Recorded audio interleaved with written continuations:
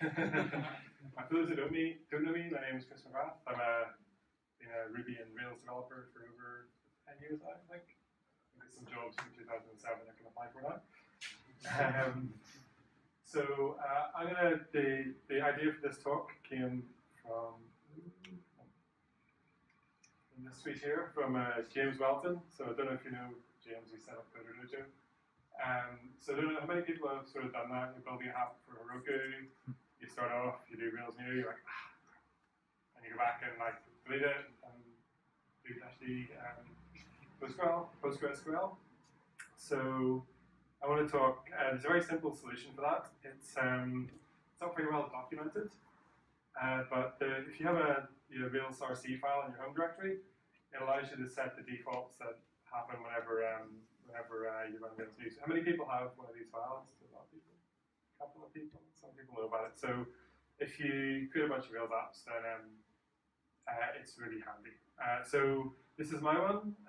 I will start if I hopefully get to use Postgres if it's early days. I use RSpec, so I kind of want test unit. I actually have a Rails template, which I'm going to talk about later. So I'm skipping bundle because I'm doing that in there, and it's very simple. There's a few other files. I'll get to some of the other options later. If you have one of these files, you can still override it just by passing the normal options in to your Rails new command. And you can pretty much use anything. You probably can't read all of that, but anything you see in Rails new, any of the options, you can fire in there. And when I was doing the talk, I noticed, skip turbolinks, which I was doing manually before. So I'm glad I can get rid of that part. So that's pretty handy just for literally starting a new Rails app if you're for setting up a database that you always use, that kind of thing. The really cool stuff is Rails templates. These are well documented. There's a full Rails guide on these, and they use Thor under the hood, which was something Yehudi Katz wrote, which was meant to be a sort of rake replacement that never really took off, but it's still embedded in Rails. This is an example from the templates. You can do all kinds of stuff. I'll go into that in the next slide. You can see here, you're generating scaffolds, you're putting a root in, you're migrating the database. If you don't have skip bundle in your Rails RC, then you can do some stuff with Git after that. So you can kind of pretty much do anything that you would manually do when you set up a Rails app. You can install gems, you can put them in groups, you can add lines to application.rb. It's got helpers for creating initializers, files in lib, files in vendor, and a generic file thing. So if you always have app components or app foo or whatever, you can create those. Rate tasks as well, and like we saw, add to roots. Once you've got all that stuff in place, if you want, you can run Rails generators, run basic shell commands, do whatever you want, and go and make tasks as well. It's got a little bit of a very simple terminal ask thing. So if you've got some options that you can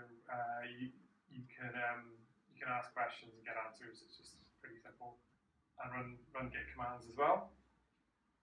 So I have an entire template. I'll put a link at the end that I use when I'm creating a new app.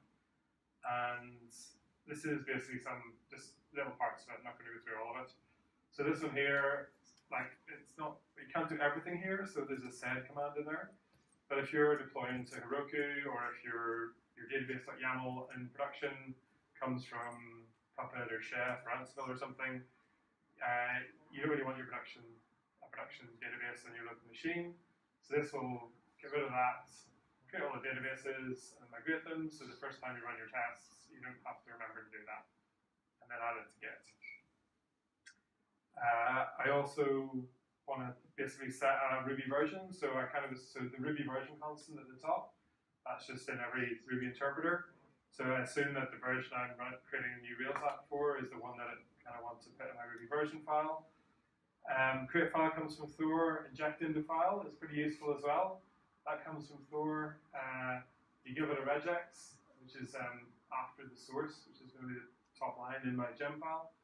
And whatever you return from that block, it'll put in there. So it's pretty handy for just putting things in the right places in files. The last bit here I'm going to show is Obviously, I'm creating a Scratch app. I'm going to use Bootstrap because I have no idea how to CSS or anything.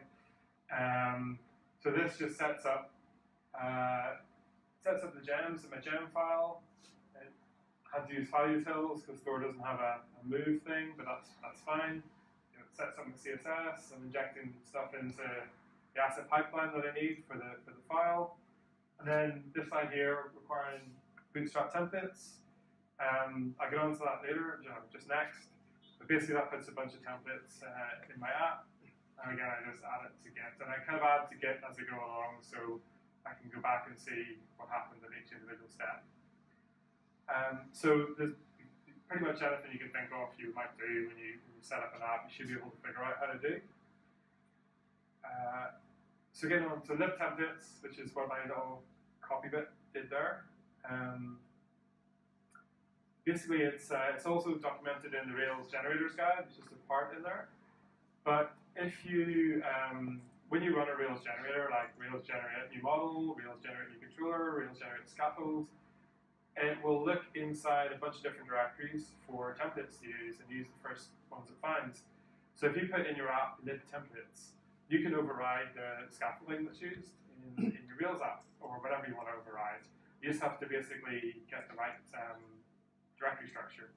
And so because I'm using Bootstrap, the normal Rails templates don't know anything about Bootstrap's classes, but I can just copy in some ones that I've manually hacked, basically, and everything will look nice. Well, at least it'll look like Bootstrap anyway. So you just have to create, this is what my lib templates looks like. I've overridden the D file, which is basically that file that says find me in whatever position. And the same for the scaffold here. Again, I'm not going to go through all the files, but this is the index page. So you can see I've added a button primary and a glyphicon to my new thing. I've added, basically put all the table dash things you can put in together into my listing table. And there's a bunch more stuff. The only kind of gotcha thing about this is, you see up in the second line there, the first two characters. If you want some ERB to appear on the outside, you have to double escape it with the %%. So it can be quite fiddly to get to when you're first putting it together, but because you're going to be hopefully maybe reusing it all the time, it's not too bad. It's handy enough. Like I've put this in once and I haven't really changed it since. So I came to this. I got the use out of this. Basically because of a part of a book called Practicing Rails by Justin Wise. It's an ebook. Comes some quite nice tips, especially if you're a beginner developer and you want to maybe come on to the next level, do a few things.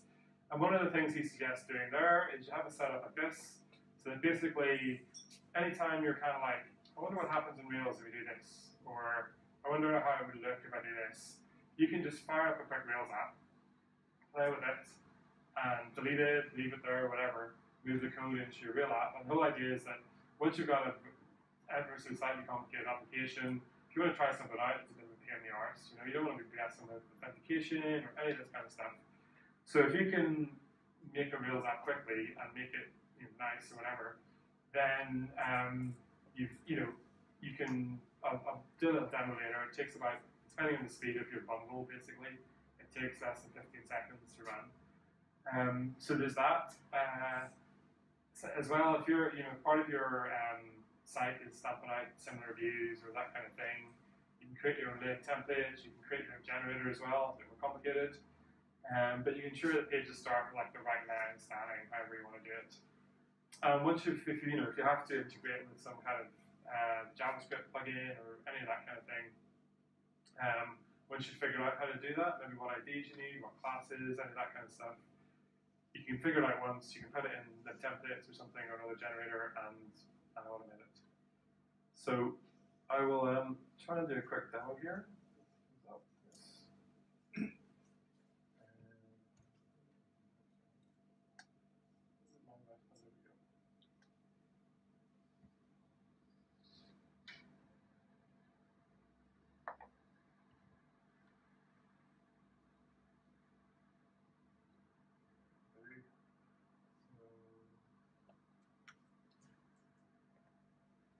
to my template libs. So see how this goes. You can see it's screwing the wheels up. This is actually the longest part, is the bundling. As always. Doing all that stuff. Okay, installed .env and Puma and RSpec and Guard and probably some other stuff I've forgotten already, but that was, what did that take? 18 seconds, 20 seconds. So that's like a, I do,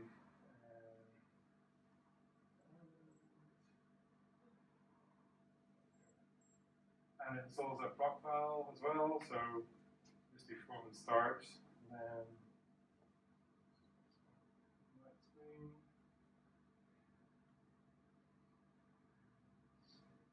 so Nicholas 5000 is your standard P report. I create like a pages controller with an index page. That's all there. So it's pretty easy to do. I can go back here. I can do Rails, G, scaffold, posts, title, string, content, text.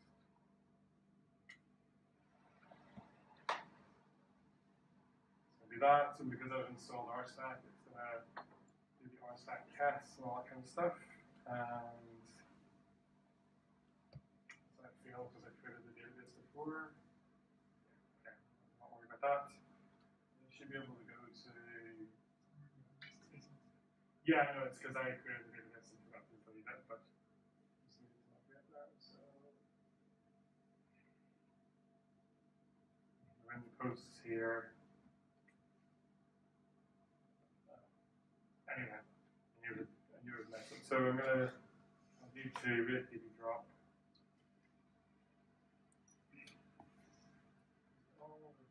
Always something to think about.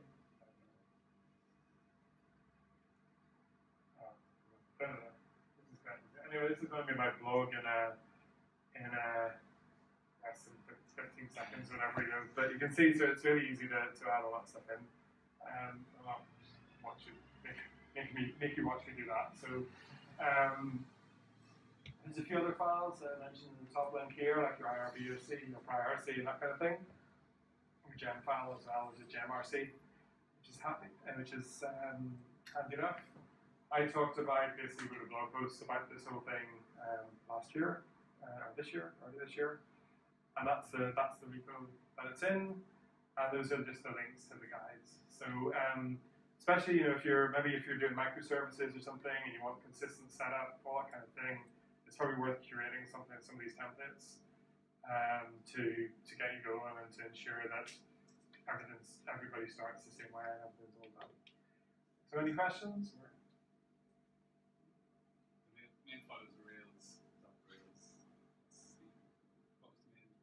The template file is just a Ruby file. It's just a .rb file with like a list of like a script. That's all it is. Yeah. Yeah, and I had a few supporting directories with the templates in them and some other things. So yeah. Puma config file, all that kind of stuff. Yeah, useful working your own templates instead of use something like Compostera or Webfix or. I think for some of those things, I've tried to use some of those things before, and you always end up kind of being like, oh, I want all that thing, and then the other thing that it doesn't do. So this is pretty. Yeah, I haven't had it in a while actually. Yeah. I just wanted like a script, like an edit sort of thing, and I can run send, I can do all that. So I really maybe do that with the other stuff. But it just fits in well with that's the kind of thing you can have in a repo or like a company repo and things. And it's part of Rails, so it's going to be supported until they deprecate it. So at least it's going to work.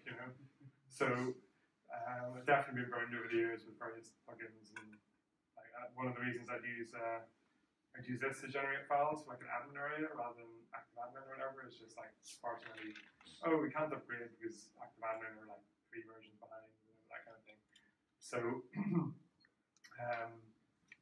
but yeah, it's you can use as much of it as possible as you kind of comfortable with.